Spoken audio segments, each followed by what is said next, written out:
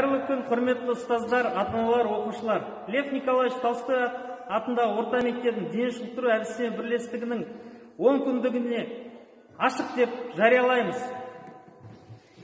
Салауатты өмір, жарқын болашақ атты дене шынықтыру бірлестігінің 10 күндігі оқушылардың қызығушылығын арттыру барысында пән апталықтарының орны ерекше.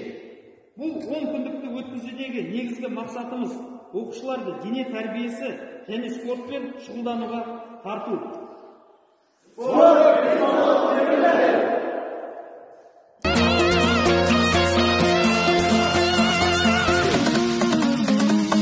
Тарландар тайсалмайтын танытқан алашты байрақты додаларда,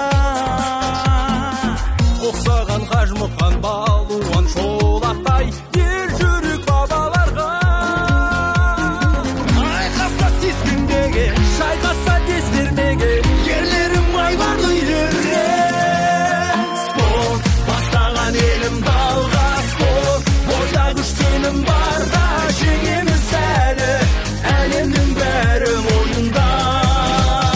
Спорт танытты өрелімді, спорт көтерген беделімді, қол жарып сында шығамыз шыңға жасындай біз жалында.